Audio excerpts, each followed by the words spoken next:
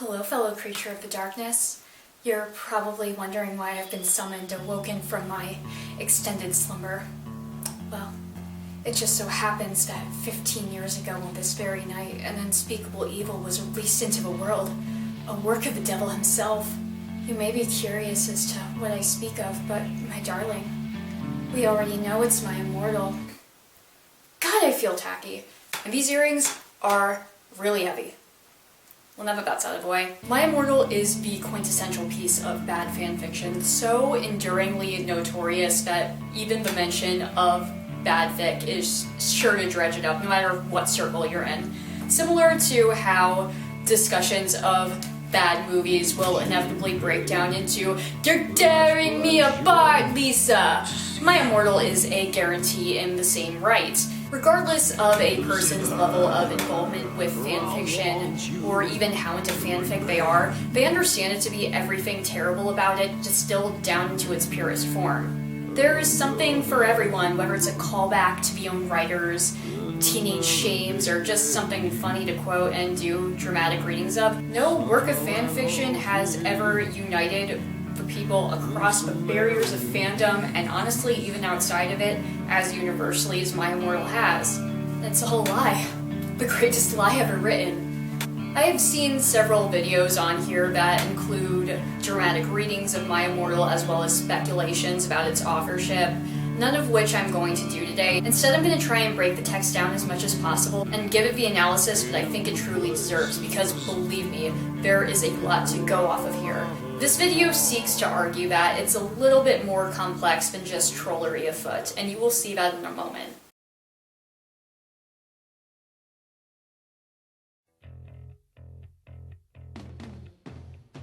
For the purposes of best understanding everything I'm about to talk about, I highly suggest going and reading My Immortal first. I wouldn't say context is the best way to describe what you get from that, but having some familiarity with the source material will make this significantly easier to follow. It's been purged from fanfiction.net for years at this point, but it can be found reposted in several places across the internet. It's also quite a read, and I recommend it greatly, but that's also coming by it as someone who has not only read it multiple times, but liked it enough to sit in front of a camera for literal hours dissecting it. I also want to throw in a quick content warning here. This story, while way too absurd to be taken completely seriously, does also include gratuitous mentions of self-harm, characters rewritten to be sexual predators, backstories about sexual abuse, references to suicide attempts just to ramp up its own edginess. I'm not going to get into anything grittier than what's in the actual text, but if it is there, believe me, I will be at least touching on it, and these are all very present themes in the story. And we're going to see a lot of this mainly in part 4, where I begin to touch on the canonical liberties that Tara Gilesbie took with this story. So in her own words, voiwur excretion advised. This is one of those times where I am incredibly grateful to be a small channel, and I don't have to worry about getting demonetized because I already wasn't making any money off of this anyway. That, as an aside, it's still not an easy read for many people due to it being a mess of misspellings and incomprehensible plot. So in addition to reading the excerpts that I'm going to be using to illustrate my points, I'm going to give you a quick rundown of the major players in our tale. Ebony, Darkness, Dementia, Raven Way's own words sum her up much better than I ever could. Hi, my name is Ebony, Darkness, Dementia, Raven Way. I have long ebony black hair, that's how I got my name, with purple streaks and red tips that reaches my mid-back, and icy blue eyes like limpid tears, and a lot of people tell me I look like Amy Lee. Author's note, if you don't know who she is, get the hell out of here! I'm not related to Gerard Way, but I wish I was because he is a major fucking hottie. I'm a vampire, but my teeth are straight and white. I have pale white skin. I'm also a witch, and I go to a magic school called Hogwarts in England, where I'm in the 7th year. I'm 17. I'm a goth, in case you couldn't tell, and I wear mostly black. I love Hot Topic, and I buy all my clothes from there. For example, today I was wearing a black corset with matching lace around it, and a black leather miniskirt, pink fishnets, and black combat boots. I was wearing black lipstick, white foundation, black eyeliner, and red eyeshadow. I was walking outside Hogwarts. It was snowing and raining. so there was no sun, which I was very happy about. A lot of crowds stared at me. I put my middle finger up at them. This paragraph is the first of the story, and it also happens to be one of the longest, taking so much time to physically describe our protagonist while saying very little about who she is. We know nothing about the personality she's alleged to possess, but we do know that she wishes she was familially related to Gerard Way, and presumably has a proclivity that will never be touched upon again for the remainder of this story. The rest of this video is going to touch on all of the other elements of this monstrous violation of show don't tell, but now you have a definitive look of who and what Ebony is. Ebony is in love with Draco Malfoy, who, save for a few minor details, remains largely unchanged in My Immortal, at least aesthetically. The same cannot be said for Harry Potter. In the Great Hall, I ate some Count Chocula cereal with blood instead of milk and a glass of red blood. Suddenly, someone bumped into me. All the blood spilled all over my top. Bastard! I shouted angrily. I regretted saying it when I looked up because I was looking into the pale white face of a Gothic boy with spiky black hair and red streaks in it. He was wearing so much eyeliner that I was going down his face, and he was wearing black lipstick. He didn't have glasses anymore, and now he was wearing red contact lenses just like Draco's, and there was no scar on his forehead anymore. He had a manly stubble on his chin.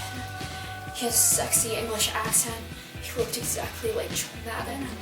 He was so sexy that my body went all hot when I saw him, kind of like an erection, only I'm a girl, so I didn't Get one, you sicko. If nothing else, it's certainly an interesting change from his mother's eyes and the taped up glasses. In this story, Harry goes by Vampire. He used to date Draco Malfoy, and they got matching tattoos with each other's names on them. He is Gothic, and now part of Slytherin for reasons that are never elaborated on. Goth alignment and Slytherin are two traits that go hand in hand with every character in this story. And he now resembles the lead singer of Good Charlotte for some reason.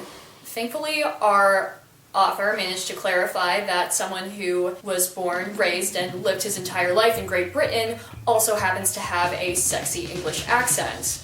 Satan is the name that Tom Riddle went by when he was a Hogwarts student in the 80s, and a goth. Hermione is now referred to as Bloody Mary, likewise Ron has become Diablo. We're gonna get to them a little bit later.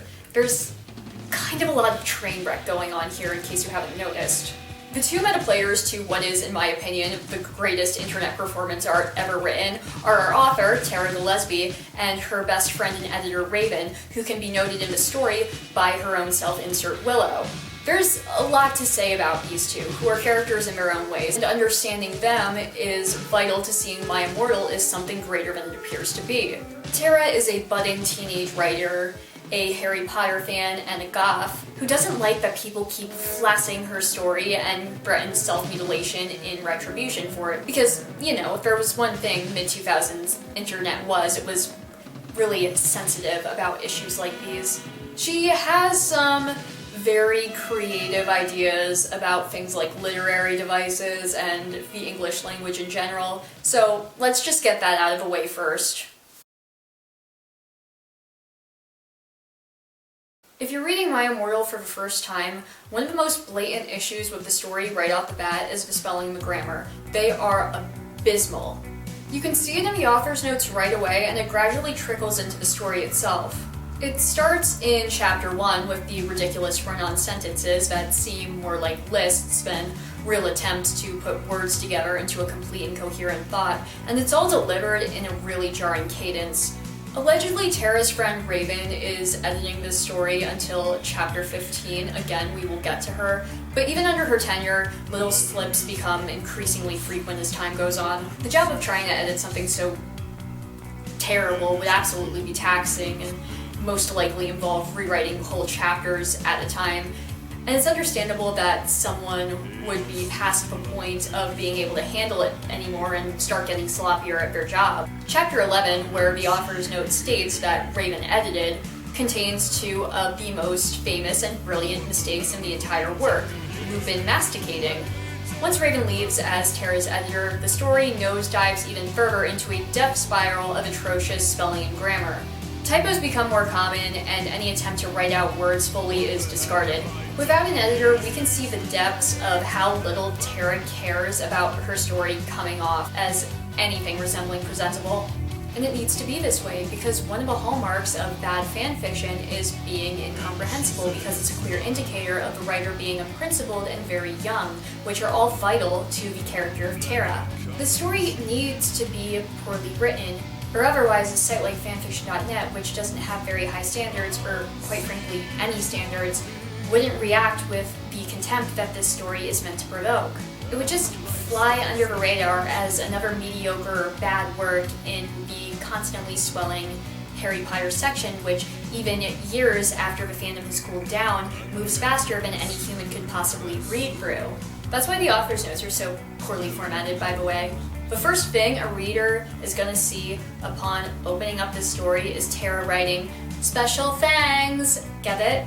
'Cause I'm Gothic.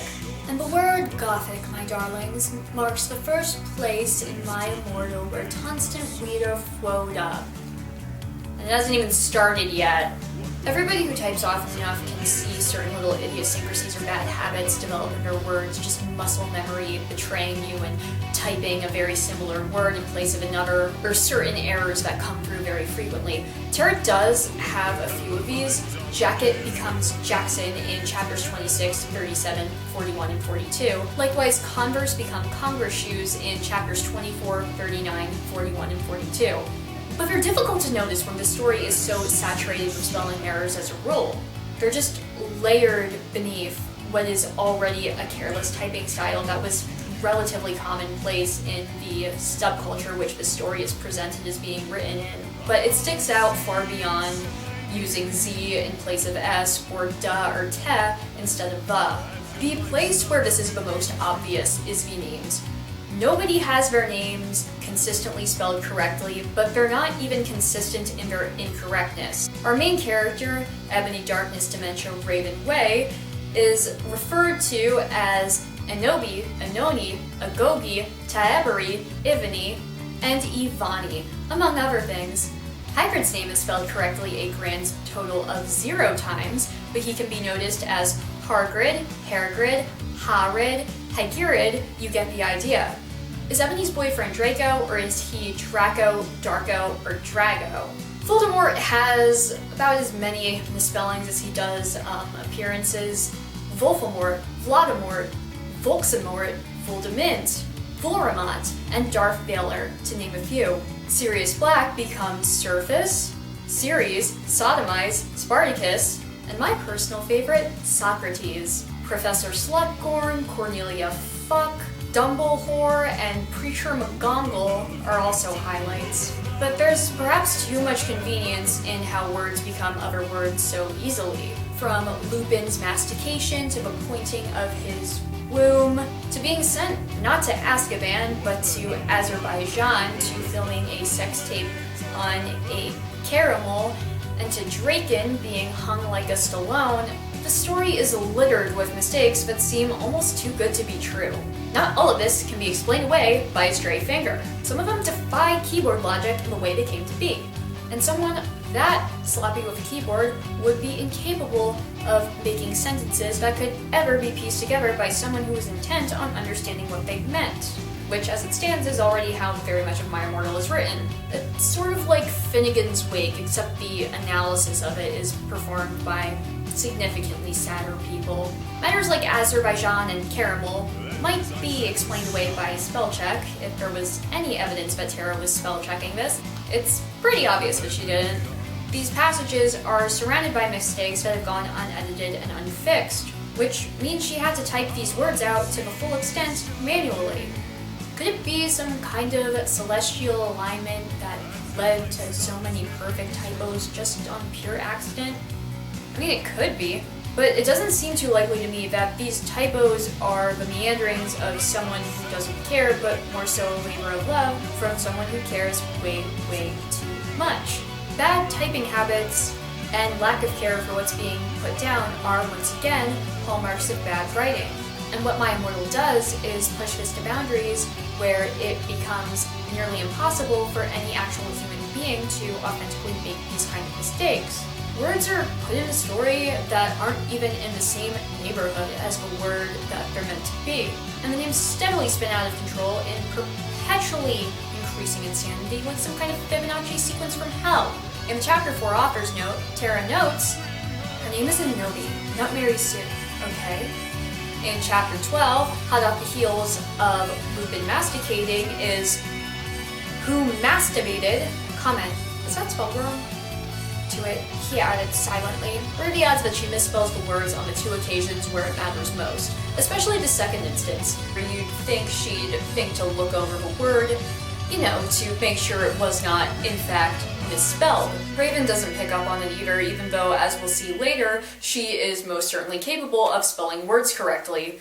It highlights the character of Tara's pride and incompetence that she points out how she spelled a word when she couldn't even do it correctly. Based on her author's note, she's clearly somebody who cares enough to show up the haters mid-story, but not enough to make sure that's what she's actually doing. In addition to all of these clearly intentional mistakes, there's also a clumsiness that increases with the word count. Misspellings start to happen a lot more often, and less attention is put to trying to make the words actually look like words at all. While the tipping point is certainly Raven rescinding her services as an editor, it's a slow and measured degradation. We'll go over that in more detail in Chapter 8, but for now, it's pretty damning that this work just doesn't fall through the floor once we have Raven no longer working on making it presentable as you figured it would. Instead, it's more of an incremental breakdown. For comparison's sake, let's take the opening of Chapter 15, which is the final Raven-edited chapter before the breakup.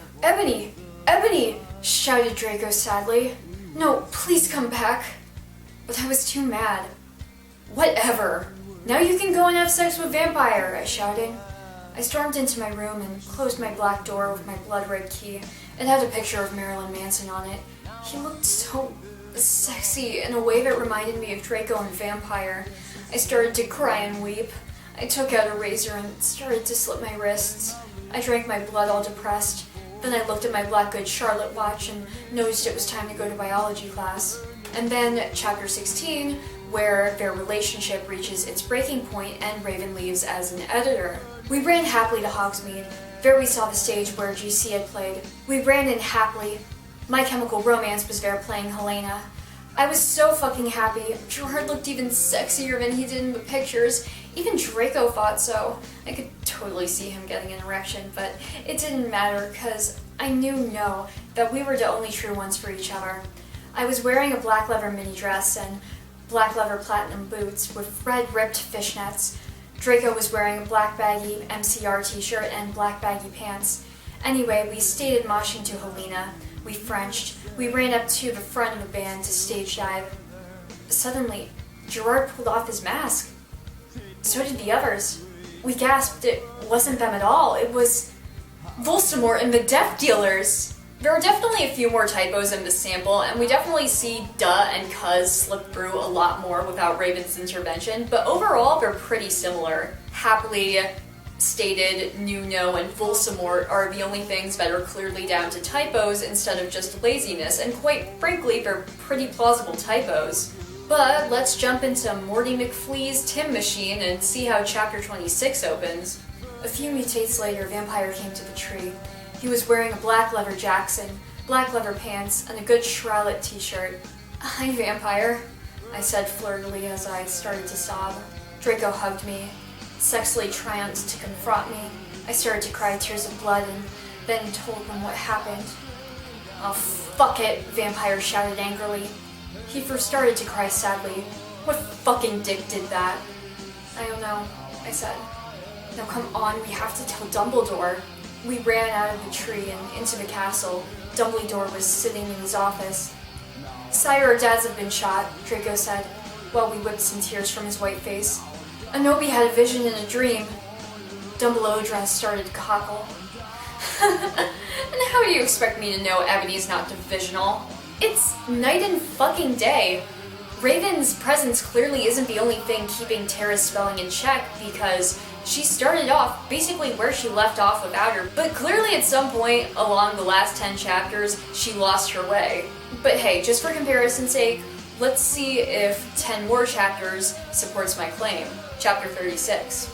I looked around in a priest way. Suddenly I saw Professor Sinister, Bloody Mary, Socrates, and Draco. Vampire and Willow were there too. Oh my fucking god, Sorius, I saw you and Samaro and Snip and everyone. I can't believe Snap used to be Goffik.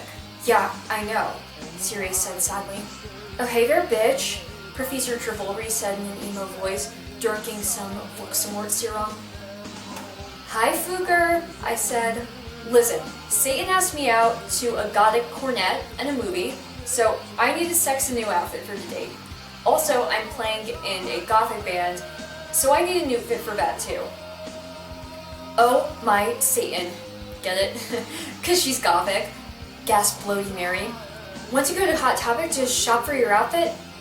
Oh my fucking Satan. Let's have a group cutting session, said Professor Travolry. I can't fucking wait for that, but we need to get some stuff first, said Willow. Yeah, we need some potions for Professor Travolry so she won't be addicted to Voxamort serum anymore, and also some love potion for Anobi, Darko said resultantly. It's almost difficult to believe that they're from the same story that we saw 20 chapters ago, and it's sure as hell not because Tara improved at her craft. Within the confines of the story itself, it seems so gradual that you might not notice it, but laid out like that, can you really say it's not somebody making the deliberate effort to just destroy as many words as they possibly can? Because that's really how it comes off to me. So I personally think I'm quite qualified to speak on this issue, considering that I am a real goth and absolutely not a poser. Hold on a second. You didn't see anything, okay? At the very core of My Immortal is what Tara believes a goth to be. From the very first sentence of the first author's note, we learned that she is one, and within the very first paragraph of the story, which once again is also one of the longest, we learn that Ebony is too. Whether or not one is a goth becomes the most important trait for the entire cast, which defines their relationships with one another. Throughout the story, we are overwhelmed with all of the evidence of band fandom and ultimately superficial traits that assure us that these characters are indeed true goths.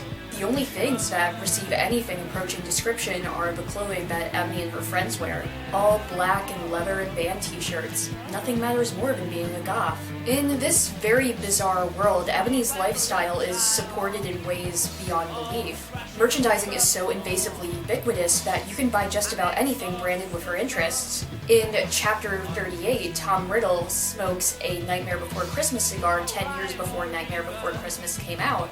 Capes can have Avril Lavigne's face on them without anybody feeling the need to comment on that, and cars are decked out with pentagram decals all over them. Although band t-shirts are perfectly normal, and if my high school experience is anything to go off, having pretty much nothing but band t-shirts isn't unheard of, Ebony also has a range of band-branded everything, like skirts that have Simple Plan written across the ass. Ebony looks like Amy Lee, and any man she finds attractive will invariably be compared to the lead singer of one of her favorite bands, because these positive associations are marks of her dedication. In the world of My Immortal, being a goth or a prep isn't just about the music you listen to or who you're hanging out with, it's a sweeping statement on where you stand in matters of good and evil. Everyone she approves of fits her lifestyle, whether it makes sense for the character to or not, radically changing personalities to get them to fall inside the box where she wants them to go. The Golden Trio, alongside with Ginny and Neville, all goth up and convert to Slytherin because as the Dark House, it's the only logical place for goths to be. She doesn't have any friends who aren't goths because to not be a goth is to be a prep, and preps are evil. Preps have middle fingers put up at them when they do nothing wrong because on mere principle they must be hated and despised. So this is one of the many problems with this story, but I'm willing to make the concession that this isn't one that's exclusive to the madness of Tara Gilesbie. At no point do the characters coded as preps actually do anything wrong. Brittany is consistently insulted and called a fucking prep in every appearance, as if prep is some kind of earth-shattering slur. Her presence consists entirely of being in a room, sometimes getting flipped off in the process, and in one case being singled out by Professor Travolry to do more homework, because Travolry is a goth teacher, so thus she punishes preps on the basis of them being preps. The only time Brittany does anything wrong is in the final chapter, where it's revealed that she released Snap and Lumpkin from Azerbaijan. Brittany is also the only actually preppy character in this story. We know this because she wears pink and little else, because she has no character or dialogue to go off, but other people are referred to as preps constantly, including Snoop, Lumpin, and Valmont. We receive no indication of this, and it's completely baffling considering how decidedly unpreppy that these characters truly are. But it's vital to the narrative and the division of the cast that everybody Ebony does not approve of be a prep. It's not an uncommon attitude amongst teenagers, especially those who are interested in or belong to subcultures outside the mainstream, to draw these lines and assume that everybody who falls into divisions other than them must be inherently opposed to them. This idea that everybody who isn't different must assume that difference is bad is so pervasive that it's a defining feature of works of fiction taking place in high school, even when you have grown adults writing them. It's just an easy source of conflict. Most teenagers grow out of this eventually, but because of its convenience as a storytelling device, it persists. Tara isn't the only person to ever believe this, but she definitely takes it further than most do, lumping the world into two categories, but with them being a one-dimensional army of preps even when they're the opposite of preppy, which makes it an incredibly mockable and therefore desirable angle to write her plot through, though, doesn't it? The thing that's setting her up for failure here is that she is completely off the mark about what a goth even is, with her favorite bands ranging from My Chemical Romance to Evanescence to Linkin Park, with a bizarre interest in pop punk through Good Charlotte and Simple Plan. Her taste in goth music is a lot like her taste in polka. It doesn't exist. This isn't the music taste of a brooding dark goth, it's the stock standard taste of a teenage rock fan in 2006, and that's once again exactly what it's supposed to be. To consider this music to be pure, authentically goth means that Tara would not have as much as Googled what kind of music goths actually listen to. Questionable genre characterizations aside, another element of Goffickness present in this story is authenticity. Having been amongst more snobbish and elitist of subcultures since its inception, the desire to be seen as authentic and real is a frequently reoccurring element which My Immortal predictably lingers on pretty heavily. Poser is a word loaded with as much venom as prep is. Because of a false dichotomy that Tara's imposed on this world, to have airs of Gothickness while not truly being goth is just as evil as wearing pink. Even more so, perhaps, because these fakers are infiltrating her circles. When Tara and Raven stop being friends, Raven's stand-in Willow is referred to as a poser. When Draco feels betrayed upon discovering that Voldemort has tasked Ebony with killing Vampire, he calls her a poser muggle bitch. While we can't hold My Immortal to any real understanding of the canon, it does say a lot about Tara's worldview. Draco Malfoy has spent his entire life of privilege being taught about the importance of blood purity by his parents who... We're all adults here, right? We can accept this? Are wizard Nazis. A lot of his early character is defined by his beliefs on blood purity, with his use of slurs like mudblood towards Hermione and his dismissal of families like the Weasleys as blood traitors. These traits are so surface level and blatant that even someone like Tara could pick up on them, which makes the inclusion of poser in his insult already a triple threat, along with the fantastical racism and straight-up sexism, into something very telling about how important it is in this version of the Harry Potter world to be seen as genuine. You can't just become a goth. You have to already be a goth. You have to shop at the real goth stores, which are known only to goths, and any attempt to learn about them is met with derision, because Goffickness is not something you can just attain, except for all the characters who are noted in their new backstories to have become goth in their transfers over from Slytherin. Beneath this obsession with being seen as authentic and a narrative that constantly asserts with very insecure undertones just how much Tara wants to be seen as a real goth is how shallow her interests really are. She prattles off lists of clothing that she and her friends wear like she's Patrick Bateman. These lists, which are obsessively detailed, are, as I mentioned before, the only thing that gets anything approaching real description in the story. And just like in American Psycho, the narrator's obsession with clothing comes off as remarkably phony, a desire to fit in with the group they want to be a part of through a series of checklist points. Although Patrick Bateman is deranged within the narrative, you need to go one step of abstraction away from the character's portrayal in the universe and look on a metafictional level into the delusions of Tara to see where she gets it all so wrong. We're told time and time again in the narrative that Ebony is depressed and suicidal, but aside from slitting her wrists in lieu of an afternoon snack, we never truly see any evidence of depression. She uses depressed in ways that don't really make sense, such as to describe the movie The Corpse Bride and colored contact lenses and makeout sessions. Given how much this entire world caters to Ebony and how Tara doesn't seem to know what the word actually means, it never comes off as though Ebony is a character with depression. Instead, she figures that depression is gothic and therefore she must possess it. She isn't someone who wears black on the outside because black is how she feels on the inside. She just says that she's depressed because she figures that depression is part of the goth package. It's the same in the case of Satanism, which Ebony is apparently an adherent of. Much like being a depressed vampire who listens to Simple Plan and being a Slytherin, it is vital to gothic identity that you be a Satanist, even if you don't know what Satanism is. That you sometimes refuse to acknowledge words such as cross and God. It's mentioned so casually and without the slightest bit of conviction that it comes off as, once again, being thrown in by somebody who doesn't really care but wants to fit in. What you end up with is a story-ruining obsession with ensuring the reader that Ebony, and therefore the author she's an avatar of, is the most sincere and devout goth in the world. Setting herself up to be so fantastically wrong about this is an easy way to discredit Tara and add a layer of mockability onto the story. She truly is the biggest poser of all, and her entire worldview comes crumbling down under the slightest scrutiny, all by design. This news may shock and surprise you, so you might want to make sure you're securely buckled in. My Immortal is not entirely consistent. Certain little things creep out of the woodwork, both in the narrative and off to the side, hidden in plain sight given the chaos happening around them. I'm pretty convinced that these are winks to the camera on the part of the author, hints meant to clue you in as to the fact that this whole thing is, if you can believe it, one big joke. A lot of them seem to have gone unnoticed based on my observations, but let's start out with the one that gets talked about the most. In chapter 31, we meet Tom Bombadil. I am not fucking with you, it really does happen. Suddenly, I was in Forntup to school. In front of me was one of the sexiest goth guys I had ever seen.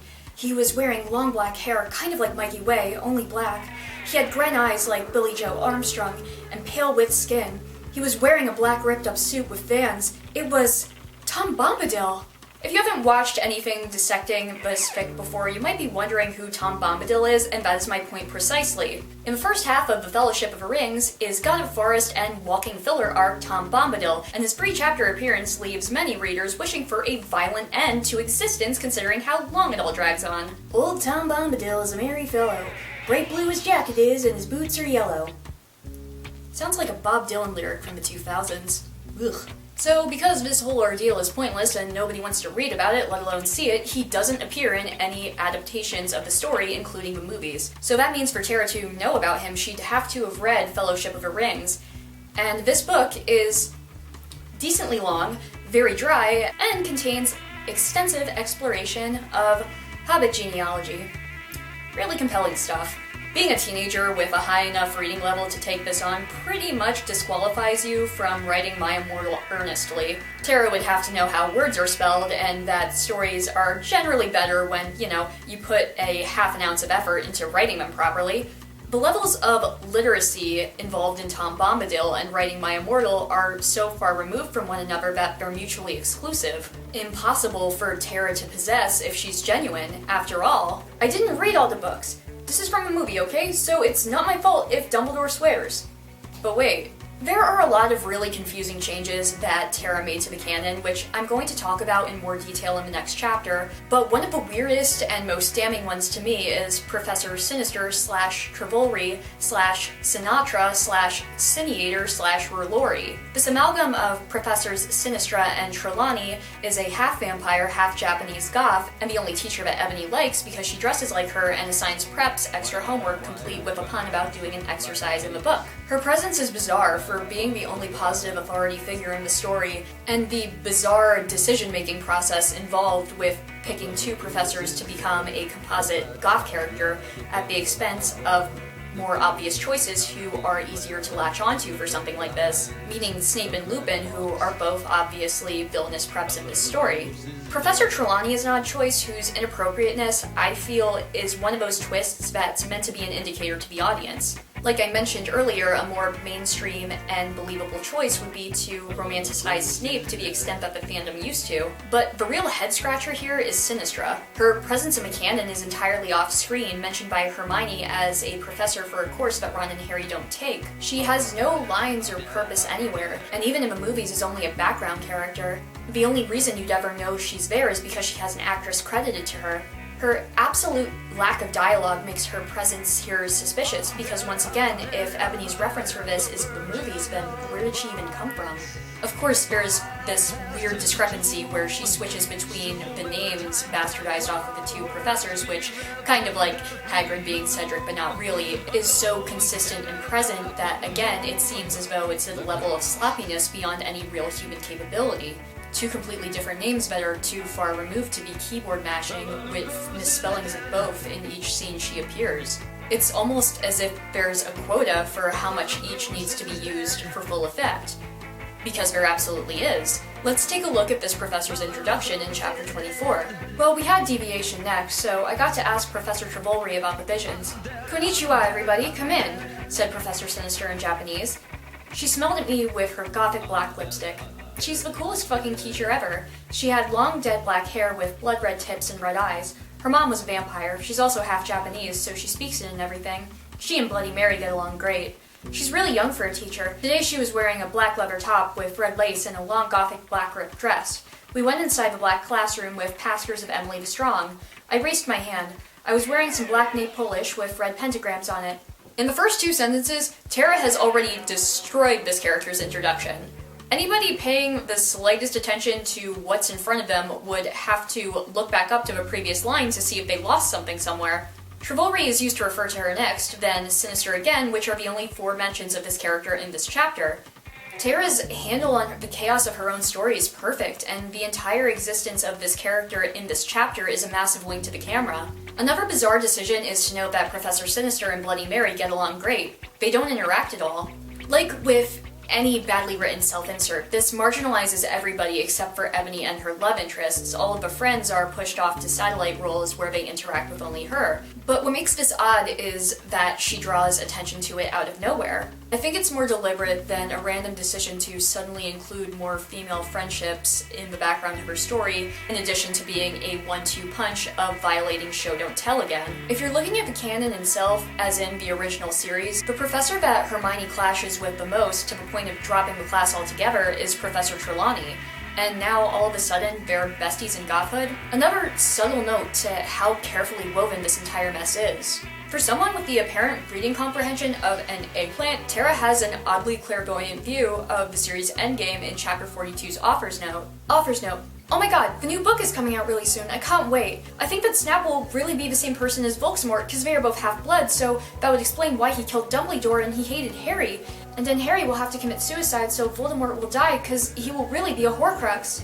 On one hand, the idea that Snap and Voldemort are the same person is so unfounded and stupid that you kind of have to dismiss what comes next. But aside from retaining nothing about the canon aside from the most surface-level details, Tara was still able to draw a connection between Harry's scar and abilities as evidence of him being a Horcrux. It's not a massive leap, and a lot of people saw this one coming, but for somebody whose grasp on the canon doesn't exist, it's suspect. So we know that some of these are pretty self-evident, but this revelation is genuinely a noteworthy one. In spite of everything we know about Ebony and her perception of what it means to be Gothic, contained within My Immortal is one singular reference that is unambiguously and inarguably goth. And it's not one of those borderline cases like Marilyn Manson where it depends on who you ask, but a real reference to a piece of goth music. From chapter 28. We went into a black room. The walls were black with portraits of gothic bands like My Chemical Romance, Good Charlotte, and Marlon Mason all over them. A big black coffin was in the middle. Red velvet lined the black box. There were 3 chairs made of bones with real skulls in them. I was wearing a black corset with purple stuff on it, fishnet suckings, and a black leather thong underneath. It's so subtle and unexpected a reference that even if you know what it's from, you still might not pick it up. Red Velvet Lines the Black Box is a lyric to Bela Lugosi's Dead, which is widely considered to be one of the first gothic rock songs ever written, making this the only gothic sentence in the entire work. But when you strip away the teenage angst and guy liner, it makes no sense that this reference would be in the repertoire of somebody who thinks Marilyn Manson was a band from the 80s. I'd go so far as to say it's impossible to believe a Tara, taken at face value, ever would have encountered this song. It contradicts everything that we know about her. That said, it does make a lot of sense for someone who's shocked at how many people are taking their work as a genuine offering, is getting bored, and throwing a massive wink at the camera that couldn't possibly have flown under the radar, right? Well, apparently it did, because I've never seen anybody discussing this story talk about it before. Well, we're talking about showy, look how gothic I am references, as if My Immortal is meant to be a PSA about the goth cred of Tara Gilesbie. There are a few inconsistent notes outside of the obvious. Tara is someone who can't mention certain names without mentioning how much she hates them in the same breath, and yet... I love you, I said. And then we started to kiss just like Hilary Duff. I fucking hate that bitch. And Chad Michael Murray in the Cinderella story.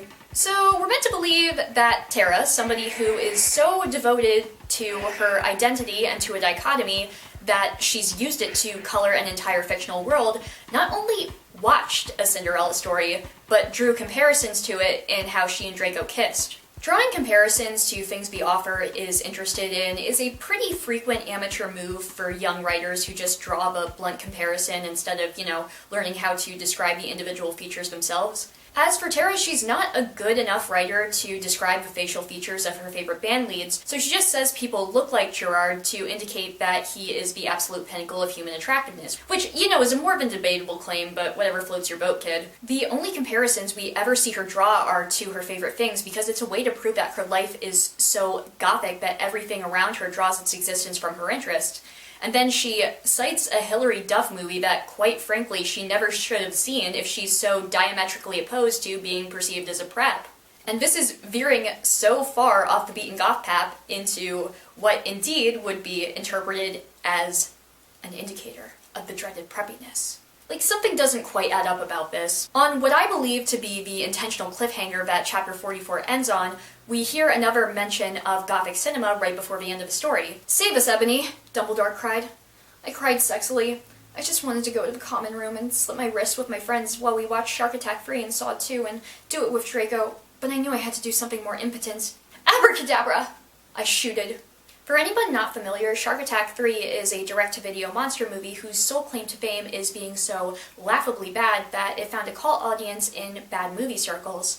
And while one could make the fairly weak argument that Shark Attack 3 is included here on the basis of some edgy, I love to watch people die attitude, and that this might appeal to Tara in the same way as slashers and Gorn like Saw and Hose of Wax do, it's so bizarre in its sudden presence at the end of the story. I think this is meant to be yet another wink, but this time a more final one. The second to last sentence in My Immortal makes reference of a notoriously bad movie to draw the comparison between it and the story, a final and overt declaration of a joke that you're supposed to be in on. The last punchline before the music hits and Porky Pig bursts out from a big drum to declare, "That's all, folks."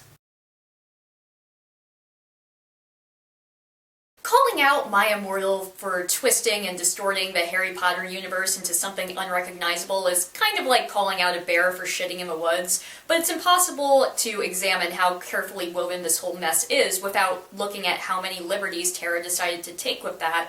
All of the characters that Tara seeks to lionize convert to Slytherin because apparently people can just do that if they like black lipstick enough. But that's not enough to make them more like her. Backstories are revised to include, quite frankly, a startling amount of sexual abuse narratives and characters secretly being adopted by abusive parents. Vampirism is not a trait that anybody receives through the narrative, but instead a heritable one that people don't realize they have, showing no signs of hunger until they learn about their ancestry. Characters all receive Gothic new nicknames such as Bloody Mary, Vampire, and Diablo. What Tara has done is remove everything about these characters that gives them any sort of distinction from one another. Everyone now resembles Tara's favorite artists.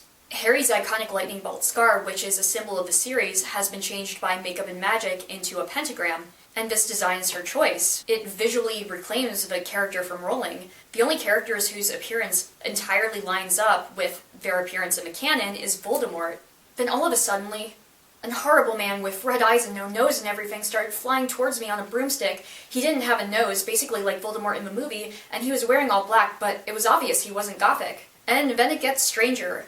Hagrid becomes a member of Ebony's Gothic rock band, Bloody Rose 666, and also a little Hogwarts student in Chapter 11. But she appears to retcon this in Chapter 12's author's note. Author's note, stop a thing, okay? Hagrid is a pedo too. A lot of people in American schools are like that. I wanted to address the issue. How do you know Snape isn't Christian? Plus, Hagrid isn't really in love with Ebony, that was Cedric, okay? Although she seems to take a strange whatever-I-want approach with her own retcon since we get this in the same chapter. Anyway, I was in the school nurse's office now, recovering from my slit wrists. Snap and Lupin and Hagrid were there too. They were going to St. Mango's after they recovered because they were pedophiles and you can't have those fucking pervs teaching in a school with lots of hot girls. Dumbledore had constipated the video camera they took of me naked. I put up my middle finger at them. Anyway, Hagrid came into my hospital bed holding a bouquet of pink roses. Anobi, I need to tell you something, he said in a be-serious voice, giving me the roses. Fuck off, I told him. You know I fucking hate the color pink anyway, and I don't like fucked up preps like you, I snapped. Hagrid had been mean to me before for being gothic. Hagrid, in this canon, is simultaneously a pedophile and also presumably a grown-ass adult, and who may or may not be Cedric Diggory, who not only survived the events of Goblet of Fire, but failed 2 years at Hogwarts to join Harry and his friends as a 7th year. He's also a poser who's mean to Ebony for being gothic, but also in her gothic rock band, which sounds like a cross between Good Charlotte, Slipknot, and My Chemical Romance, which, as we all know, would make it the most authentic goth band since Weezer. Except in Chapter 14, a Death Eater is referred to as the fat guy who killed Cedric, so maybe Hagrid really is Hagrid after all? I touched on this before, the odd decision to align Lupin and Snape as pedophilic voyeurs in service of Voldemort, while bizarrely championing Professor Trelawney. That was pretty much the opposite of how the fandom engaged with any of this.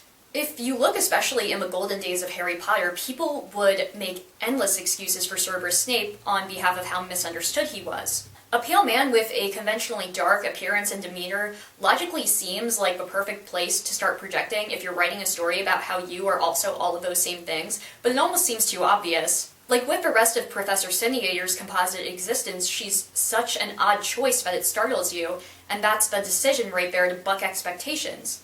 The time travel plot makes it even stranger because apparently the parents of our heroes all went to school together in the 1980s alongside Voldemort and Hedwig. They were also all Slytherin Goths who at some point became poser preps whose children then had to convert into Goffickness and transfer over from Gryffindor to Slytherin. This timeline yet again causes so many head-scratching tears in the fabric of space and time, but the most absurd and important one of all is Hedwig.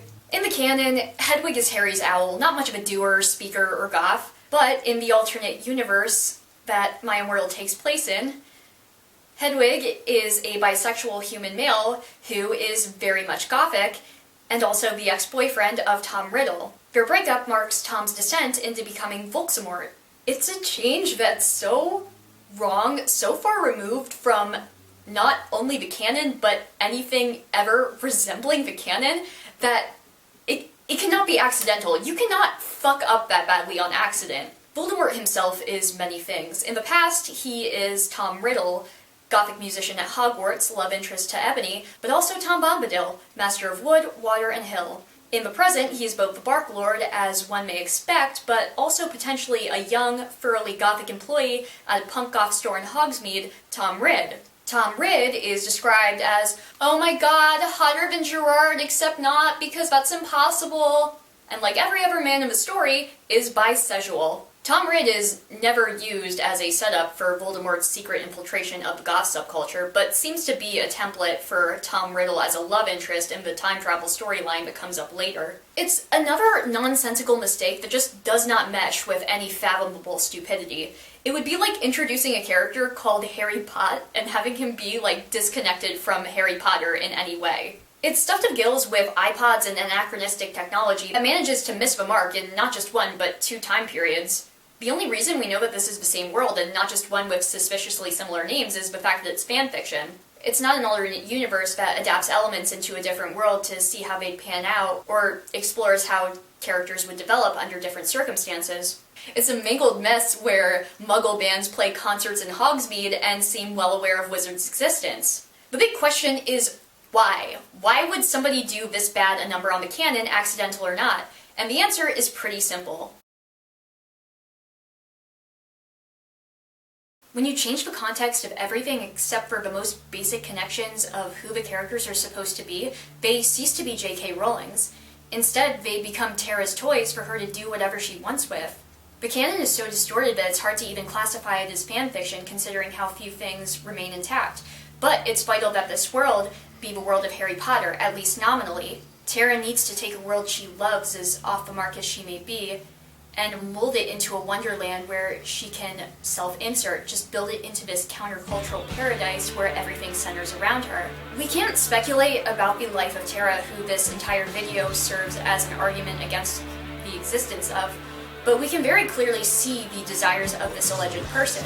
Ebony is the single most important person in My Immortal. She assumes Harry's role as the only one who can kill Voldemort. Every attractive character and many unattractive ones profess their love to her and fight for her without provocation. Her interests are catered to on an unrealistic level, and karmic justice means that anybody sitting culturally opposed to her suffers undeserved retribution solely for existing. Ebony Darkness Dementia Raven Way is, even by people who see her as an entirely genuine creation, often held up as the ultimate self-insert. She isn't just an author avatar with the exact same interests as her creator. Her very presence distorts and twists the canon around her like an eldritch abomination tearing at the very fabric of the reality which she occupies. One of the more criticized aspects of self-inserts in fanfiction is obviously the ease at which the narrative becomes wish fulfillment for the author. My Immortal has this everywhere. Ebony is not the most important person in My Immortal because she's the protagonist or the narrator. She is because she's the only one who can stop Voldemort now, and everybody's motivations center around her. Ebony is loud, angry, and has access to a time machine. When Ebony's not on screen, all the other characters ask, "Where's Ebony?" The love triangle between Ebony, Draco, and Vampire begins with Vampire slowly wanting to reconnect with his ex-boyfriend. But as the story goes on, that element is lost and replaced with him lusting after Ebony, as evidenced by the time they have sex right in the middle of the hair of magical creatures. One of the only connections that two characters had to one another is slowly replaced with attraction to Ebony that they fight over, because everybody in My Immortal is defined by how Ebony perceives them. Their own attraction to one another takes a backseat to their lust for Ebony, save for occasions where she permits them to have sex for her enjoyment, at which point it's just portrayed as titillation for her. Among the other characters with stated romantic interest in Ebony are Tom Ridd, Hagrid, Snoke, Lumpin, Tom Riddle, and Snaketail. Everybody who has things in common with Ebony is Ebony, essentially. Every character is so interchangeable because of this prepackaged identity that Tara assumes is the only authentic way to be goth, that none of them feel like characters at all. Willow and Bloody Mary both occupy the role of female best friend, disregarding a brief period where Willow is killed and Lupin has sex with her corpse before her resurrection one chapter later. In fact, the only time that a character Ebony isn't sexually attracted to gets complimented is when Tara is trying to suck up to Raven in hopes that she'll return in her services as an editor. The only difference between Vampire and Draco is how many times Ebony has sex with them, and that's not getting into the other goth guys who may as well be nameless, such as Diablo or Ron, Crab, Goyle, and Dracula or Navel. In the past, Tom, Satan, Riddle proves to be just as generic a love interest as the other two, with more faceless goth characters in Hades or Sirius Black, Lucian Malfoy, James Simuro Potter, and Hedwig. Nobody has any character except for Ebony because they're not meant to be characters. They're meant to be imaginary friends for Tara to play with, to fawn over her and have everything in common with her. If we buy into the belief that Tara is a rather lonely teenage girl who pushed away her only friend over a sweater and a My Chemical Romance poster, then her decision to basically strip away everything that made the Harry Potter world what it was, so that she could rebuild it up from the ground into her gothic paradise, makes a lot of sense. Of course she isn't that at all, but first we need to take a look at all of the other things that Tara is and isn't. 15-year-old Eternity Dementia Johnson warily took a seat on the Hogwarts Express. As she did so, she heard many giggles in the air. Stupid preps. Eternity hoped she wouldn't see any when she came to Hogwarts. They had made her life in Los Angeles high school miserable. Now she was supposed to put up with them here.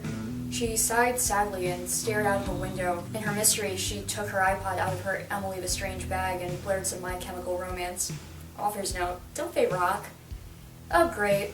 Now even more preps were giving her dirty looks. Eternity tried her best to ignore them. It wasn't because Eternity was dirty or deformed or anything. Maybe it was something to do with her black leather corset, or her ripped black miniskirt, or her black combat boots, or the metal music she was listening to. Eternity hated how people judged her like that just because she was a goth. This is a snippet from I'm Not Okay, written by Tara's friend Raven, and in it you can see a lot of the same themes present in My Immortal. Anachronistic technology, misunderstandings of what the goth subculture is, preps hating her on mere principle, author's notes spliced in mid-sentence to herald the glory of her taste, and more description offered up for the clothing than anything else. Throughout I'm Not Okay, we see Draco Malfoy as the Gothic love interest once again, comparisons of characters to members of bands the author likes, and canon Harry Potter characters becoming Gothic and taking on new goth names like Dracula, C, and Darren. Good sense and suburban decency runs screaming at the sight of a dark name like Darren. Rather than shit all over preps she'd made up, Hermione Granger and Luna Lovegood, two characters so removed from a stereotype of the American popular kid that it's infuriating, are turned into super preps to be hated. Slytherin is still so gothic of a house that their common room password is bleeding kisses, and the portrait is of a woman described as the splitting image of the lead singer of Sisters of Mercy, whose frontman, Andrew Eldritch, is certainly not a woman and not even particularly androgynous. You have the same out-of-place, sexually abusive adoptive parents that come up in My Immortal's side characters, but this time it's as Eternity's backstory. She sticks her middle finger up at preps unprovoked and veers off to the side to call out the shittiness of preps. Really, Eternity is just Ebony Darkness Dementia Raven Way, but with a marginally better writer behind her, as to be expected from the editor of Tara's disaster piece. The authenticity of Raven's works in connection to My Immortal is not in any doubt, at least in my mind. It predates My Immortal by a couple of weeks, and they co-wrote a story called The Ghost of You, which once again features all the same horrible tropes, but this time features Hermione Granger as the parentally abused goth, now in love with Draco Malfoy. And the fifth and final chapter of I'm Not Okay has Tara is the biggest fucking bitch ever, and by the way, I'm a bigger My Chemical Romance fan, and Gerard is mine forever, so fuck you! Eternity was so happy. She went to class with the other fifth years, C, Draco, Shadow, Darren, and Satan.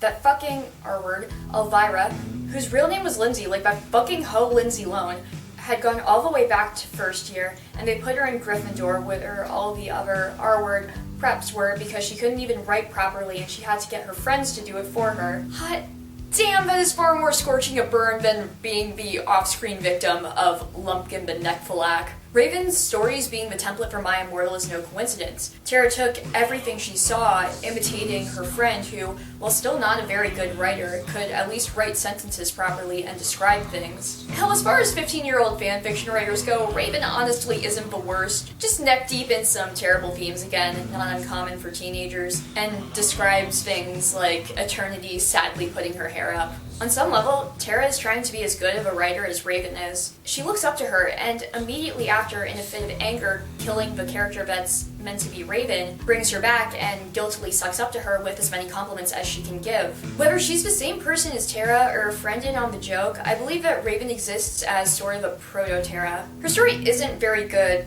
but she writes about the same things as Tara, but with marginally more writing ability. They're identical in every way, with the same attitudes, interests, and bizarre writing sensibilities. We don't see any differences in the personas present, as much as their obsessions with clothing and iconography, bordering on disingenuous poserness, may imply that the prepackaged nature of their identity is to blame. I believe it was all meant to deepen the character, provide a more grounded contrast to Tara, and make her seem more real, unlike some of the other people mentioned in the author's notes like Tara's boyfriend Justin. In addition to two women named Medusa and Susie, there actually is a character in Raven. She isn't just a nebulous editor with no prior internet history, only evidenced through the character of Willow, and the author's notes that let their ongoing dramas spill into the story for all of us to see. She has her own stories, making her a real presence in my Immortal cinematic universe. It seems to me that in the long term, she was meant to go on as sort of a foil for Tara, someone whose existence helped back up her own. But I'm Not Okay stops at chapter 5, which on the timeline of My Immortal puts it somewhere around chapter 16, so that probably didn't go as planned. If Raven were a co-conspirator to Tara, it's possible that they got bored and didn't have the same level of dedication to a multi-layered and quite frankly absurdly deep prank. If Raven and Tara are the same person, then maybe developing two different personas proved to be too much work, and the focus was then shifted to the big one. After all, Raven's stories are only notable through her association to Tara. She's the Art Garfunkel to Tara's Paul Simon. Mediocre, but ultimately harmless stories that, by and large, flew under the radar, and frankly aren't even well known by people who know My Immortal. I'm Not Okay was never going to draw the same level of interest or contempt that My Immortal did.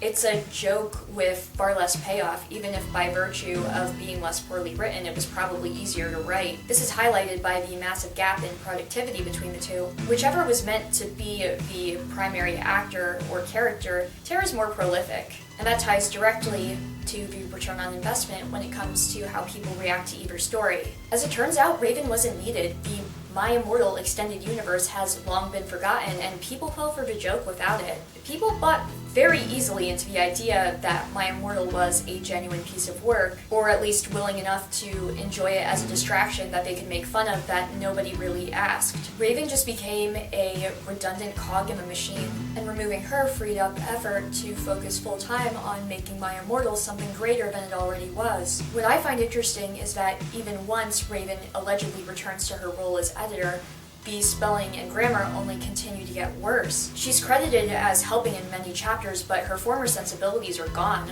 No edits appear to be made, which can be seen earlier in the snippets that I read about the decline in writing quality. I think this was meant to convey that Raven wasn't actually helping. She quit writing fanfiction after her fallout with Tara, and Tara merely went on pretending that she had a friend in Raven while she sank deeper into her wish fulfillment paradise. Raven never managed to gain the established foothold that Tara did, so people never really bothered to question this, or everybody was too busy having a good time to wonder how these stories even qualified as being edited. What strikes me is that even though they made up, Raven never came back. Even though Tara later posted R.I.P. Raven in her bio, 2008 was listed as the implicit year of death, and My Immortal had already stopped updating a year ago before that happened. Before that, she didn't continue writing her own stories. The drama between them never came up again, and aside from her supposed editing services to Tara, is absent from the bulk of the saga. This is in spite of the fact that Raven is not only the more skilled writer, but the one with a clearer passion for it. I'm Not Okay wasn't anything special, but the bar should not be set too high for what is allegedly a teenage girl writing Harry Potter fanfiction. She falls into a lot of common holes, but her style ultimately reflects that of someone who loves stories and wants to write their own.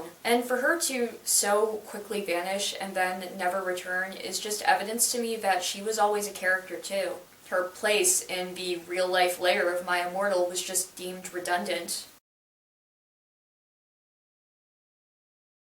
In Chapter 38, we see time-displaced Tara opening up for Marilyn Manson in Hogsmeade, which is what Hogsmeade was called before it changed its name in 2000. In Hogsmeade, a store called Hot Issue will change its name to Hot Topic in 1998. Tom Riddle possesses a knowledge of both of these events, as well as the certainty that because amnesia potions haven't been invented yet, that he won't be affected by the one used on his cigar, branded with a movie that hasn't come out yet, which is a shame because he wanted to use the potion on Ebony, so the time-traveling girl he loves will forget about her entanglements in the present timeline with the sons of his bandmates, and only her love for him will remain. His prescient, almost accepting knowledge of everything about his future before his fall is almost tragic. He must know that Ebony's involvement in his life is going to ruin it. On top of being the Dark Lord and Tom Bombadil, Tom Riddle may as well also be Dr. Manhattan, but that's not the point of this part.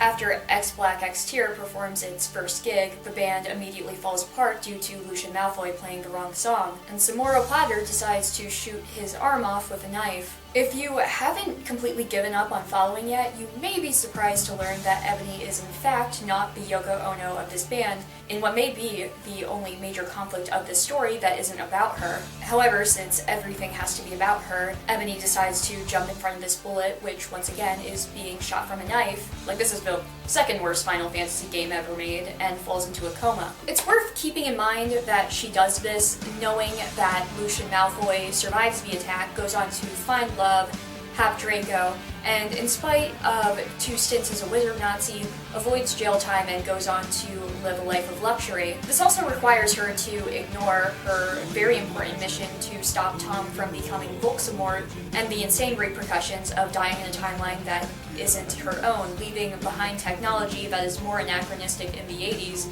including a time machine gifted to her by Gothic Marty McFly that anybody could begin misusing. All in all, an incredibly stupid decision that serves no purpose other than to insert Ebony into conflicts that she has nothing to do with because she's the hero of her story. Before we could see the conclusion of this nail-biting cliffhanger, Tara's account was allegedly hacked by a guest writer who claimed to have been able to crack the password in the span of 8 minutes. While there, the password cracker decides to give her own take on My Immortal, which involves Ebony dying and doing all of Tara's damage to the universe and resetting all of the characters to their proper states, while Ebony is sentenced to an ironic hell where she is forced to wear infinite layers of preppy clothing. While there, the hacker also shares with us the real Chapter 29, an act of kindness to those of us who were clinging to the saga for dear life and wanted to know how Ebony survives jumping in front of the knife-propelled bullet. From what the hacker states, this chapter was already written and waiting in the document area for it to be posted.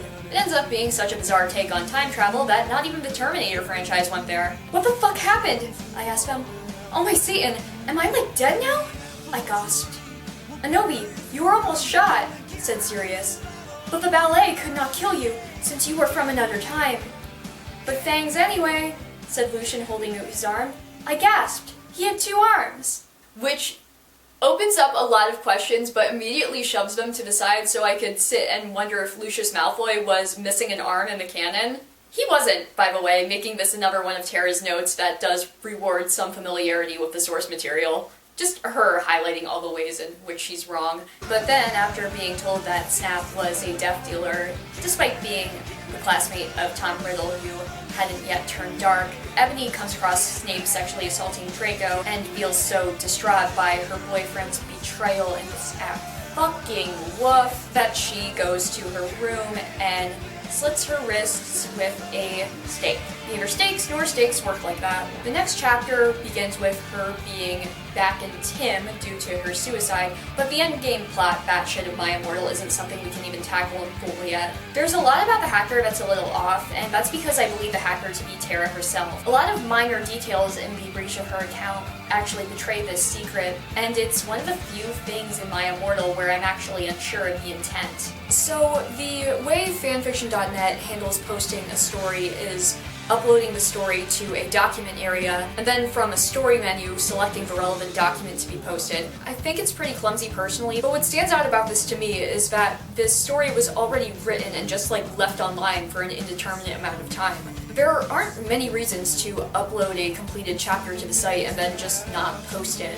For someone like Tara who doesn't do any editing and is obviously not sending the story off to Raven any longer, then it makes no sense for it to just be idly sitting there. I'd imagine that Tara would finish a chapter and just immediately shove it out online. Nothing about My Immortal suggests that the uploads were scheduled either, and even though the person who wrote this put a lot of effort in the wrong places, this is one of them where it doesn't really yield any benefit for them to be meticulous about it. The original posting of a chapter was actually from the original document being copy-pasted into the one that contained the fake Chapter 39.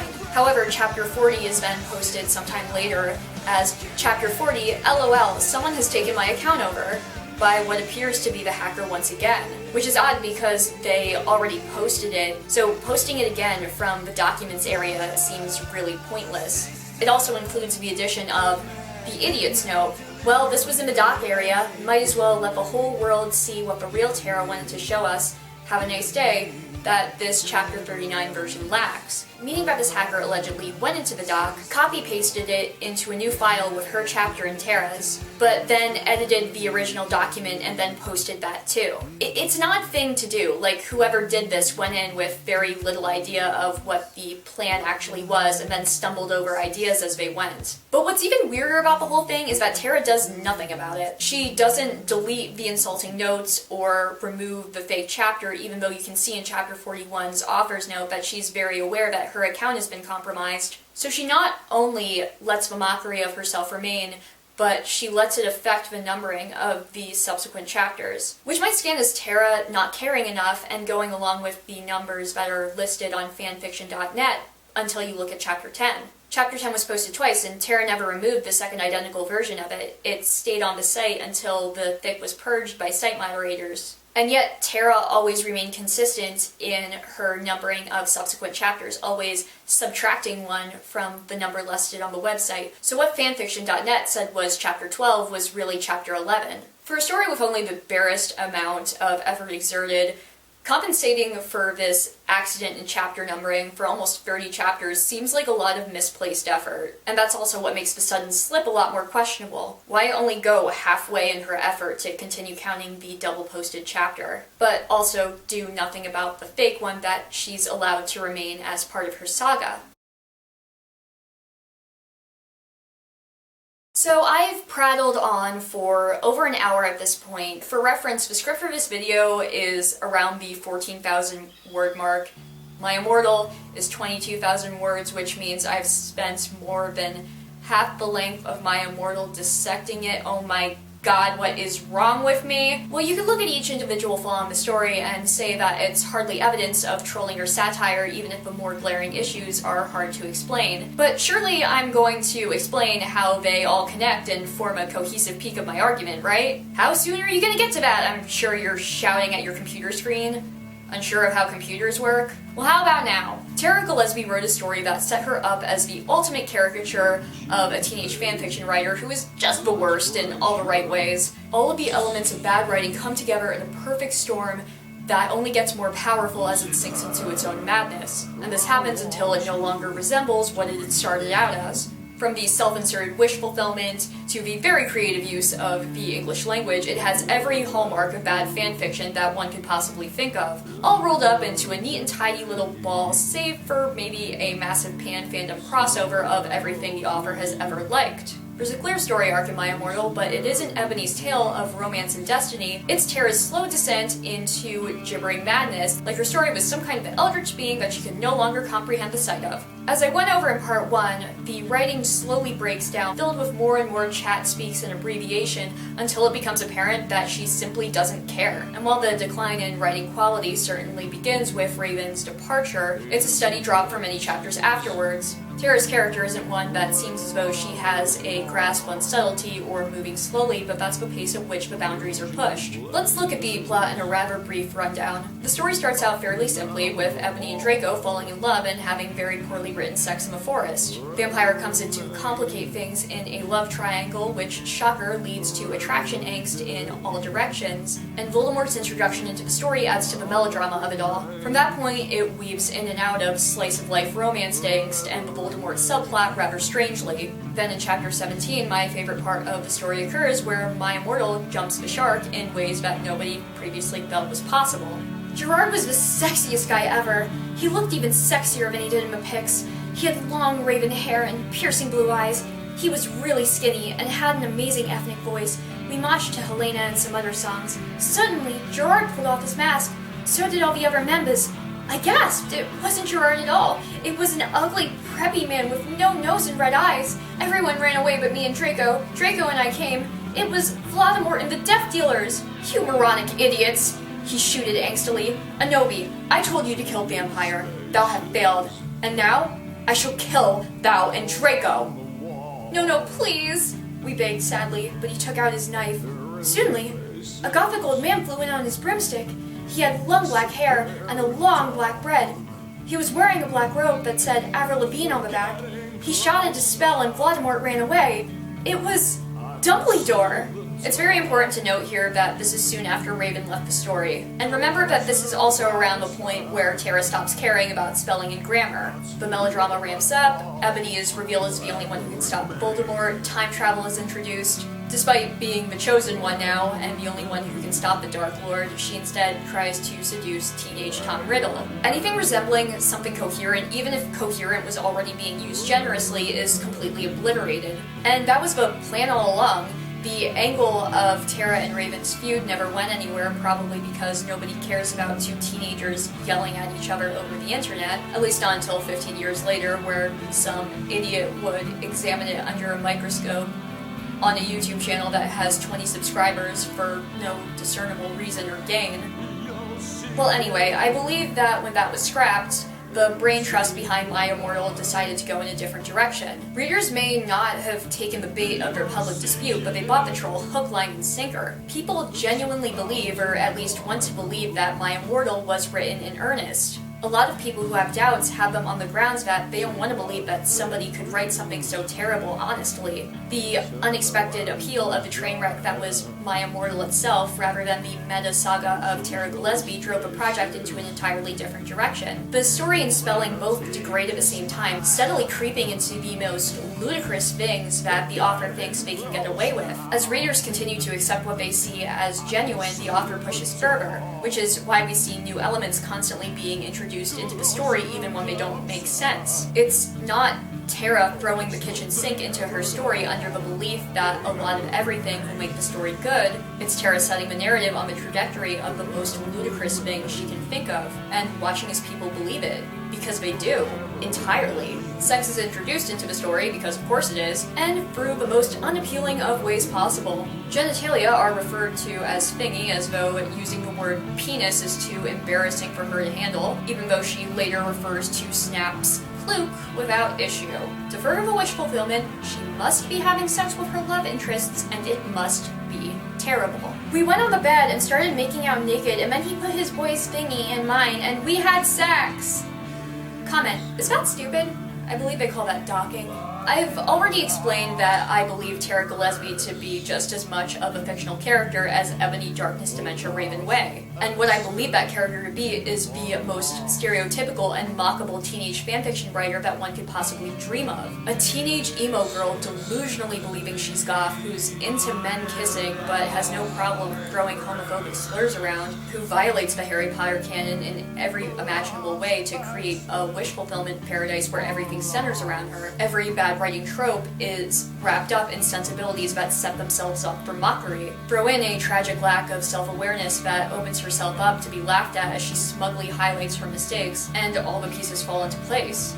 Tara Gilesbie is a satire of fanfiction writers. Before My Immortal hit the scene, bad fanfiction was not as popular a pastime as it is now, and that's partially because new forms of media allow us to better share stories and make fun of them that we didn't have access to in 2006, but also because it was relatively contained within fandoms and specific live journal groups meant to deride them. But My Immortal crossed boundaries and spread far outside the Harry Potter fandom to become more than just a story. It was a sensation, a fic so notorious that even people who weren't around back then or didn't participate in fandom period have at least heard of it, even if they haven't gone to seek it out themselves. While bad writing was nothing new either, My Immortal set off a slew of imitators, fake sequels, tributes, adaptations using the same basic setup in different fandoms to produce interesting results. With more attention suddenly being on bad fic, trolls came out in droves trying to reproduce its magic. Some succeeded, but many failed, and I believe the reason why is because people continue to take My Immortal at face value.